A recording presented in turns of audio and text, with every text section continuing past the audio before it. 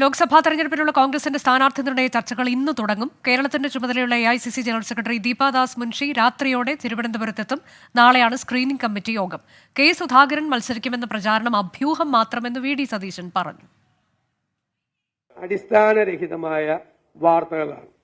APCC പ്രസിഡന്റിന് മത്സരിക്കണമോ വേണ്ടയോ എന്ന് അഖിലേന്ത്യാ കോൺഗ്രസ് കമ്മിറ്റി നേതൃത്വമാണ് തീരുമാനിക്കേണ്ടത്. അദ്ദേഹത്തിന് മത്സരിക്കാനുള്ള പ്രയാസമല്ല അദ്ദേഹം പറഞ്ഞത്. അദ്ദേഹം KPCC പ്രസിഡന്റ് സ്ഥാനവും ഇതും കൂടി ഒരുമിച്ച് കൊണ്ടുവരുമ്പോൾ ആ ജോലി തിരക്കാണ് അദ്ദേഹം പാർട്ടിയുടെ ശ്രദ്ധയിൽപ്പെടുത്തിയത്. അത് പാർട്ടി അതിനെക്കുറിച്ച് ആലോചിച്ച് തീരുമാനമെടുക്കും. അദ്ദേഹത്തിന്റെ അഭിപ്രായമാണ് അതിൻ്റെ അകത്ത് മുഖ്യം. അദ്ദേഹവുമായിട്ട് സംസാരിച്ച് അദ്ദേഹവുമായിട്ട് കൂടിയാലോചിച്ചു. പിന്നെ പാർട്ടി പറയുന്ന ഏത് കാര്യങ്ങളും ചെയ്യുമെന്ന് അദ്ദേഹം ഇതിനു മുമ്പേ വളരെ വ്യക്തമാക്കിയിട്ടുണ്ടല്ലോ. പിണറായി യുഗത്തിന് ലോക്സഭാ തെരഞ്ഞെടുപ്പ് അന്ത്യം കുറിക്കുമെന്ന് കെ സുധാകരൻ പ്രതികരിച്ചു. MG പ്രതീഷ് വിശദാംശങ്ങളുമായി. പ്രതീഷ്, ലീഗിന്റെ കാര്യത്തിലൊക്കെ ഏതായാലും വ്യക്തത വന്നതോടെ ഇനിയിപ്പോൾ കോൺഗ്രസിന്റെ സ്ഥാനാർത്ഥി നിർണയ ചർച്ചകൾ വളരെ വേഗം നടത്തേണ്ടതുണ്ട്. ഔദ്യോഗിക പ്രഖ്യാപനവും നടത്തേണ്ടതുണ്ട്. ഇതിൽ ഏറ്റവും പ്രധാനമായി കണ്ണൂരിൽ എന്ത് സംഭവിക്കാൻ പോകുന്നു എന്നത്. കഴിഞ്ഞ ദിവസം കെ സുധാകരന്റെ പേര് ഏറെക്കുറെ ഉറപ്പിക്കാമെന്ന തരത്തിൽ റിപ്പോർട്ടുകൾ വന്നിരുന്നുവെങ്കിൽ ഇന്നിപ്പോൾ വീണ്ടും അതിൽ അവ്യക്തതയുണ്ട്, അനിശ്ചിതാവസ്ഥയുണ്ട് എന്നാണ് മനസ്സിലാക്കാൻ കഴിയുന്നത്. ആലപ്പുഴയിൽ KC വേണുഗോപാലിലേക്ക് എത്തുമോ എന്നൊക്കെയുള്ളത് ഏതായാലും ഇന്നോ നാളെയോ കൊണ്ടൊക്കെ അറിയാം.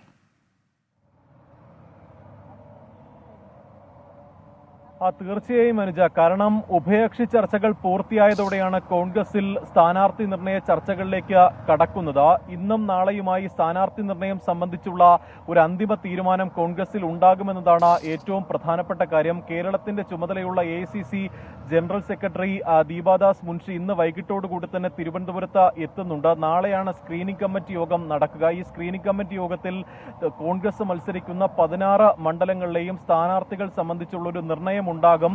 പക്ഷേ ഈ 3 സീറ്റുകളിലാണ് ഇപ്പോൾ ഒരു അനിശ്ചിതത്വം നിലനിൽക്കുന്നത്. അത് ഒന്ന് വയനാട്ടിലാണ്. രാഹുൽ ഗാന്ധി മത്സരിക്കുമോ എന്ന കാര്യത്തിൽ ഇനിയും ഒരു തീരുമാനം ഉണ്ടായിട്ടില്ല. രാഹുൽ ഗാന്ധി വയനാട്ടിൽ മത്സരിക്കണമെന്നതാണ് കേരള ഘടകത്തിന്റെ ആഗ്രഹമെന്ന് രാവിലെ പ്രതിപക്ഷ നേതാവ് അടക്കം പറഞ്ഞിരുന്നു. മറ്റൊന്ന് കണ്ണൂരിലാണ്. നേരത്തെ തന്നെ നിലവിലെ സിറ്റിംഗ് MPമാർ മത്സരിക്കണം എന്ന ഒരു ധാരണ കോൺഗ്രസിൽ ഉണ്ടായിരുന്നു. പക്ഷേ കെ സുധാകരൻ കണ്ണൂരിൽ മത്സരിക്കുമെന്ന തരത്തിൽ പ്രചരിക്കുന്ന വാർത്തകൾ അഭ്യൂഹം മാത്രമെന്നായിരുന്നു പ്രതിപക്ഷ നേതാവ് VD സതീശൻ ഇന്ന് പ്രതികരിച്ചത്. അതുകൊണ്ട് തന്നെ കണ്ണൂർ സീറ്റിൽ കെ സുധാകരൻ വീണ്ടും മത്സരിക്കുമോ എന്ന കാര്യത്തിലും ഒരു അനിശ്ചിതത്വം നിലനിൽക്കുന്നുണ്ട്. മറ്റൊന്ന് ആലപ്പുഴയിലാണ്. KC വേണുഗോപാലിന്റെ പേര് സജീവ ചർച്ചയിൽ ഉണ്ടായിരുന്നുവെങ്കിലും KC വേണുഗോപാൽ പൂർണ്ണമായും ഈ മത്സരിക്കുമെന്ന കാര്യത്തിലൊരു തീരുമാനം അറിയിച്ചിട്ടില്ല. ഇക്കാര്യത്തിലും ഹൈക്കമാൻഡ് തീരുമാനമായിരിക്കും നിർണായകമാവുക. അങ്ങനെയെങ്കിൽ കണ്ണൂരിലെയും വയനാട്ടിലെയും ഒപ്പം ആലപ്പുഴയിലെയും സീറ്റുകളിൽ അന്തിമ തീരുമാനം അല്ലെങ്കിൽ ഒരു നിലപാടെടുക്കുക ഹൈക്കമാൻഡ് തന്നെ ആയിരിക്കും.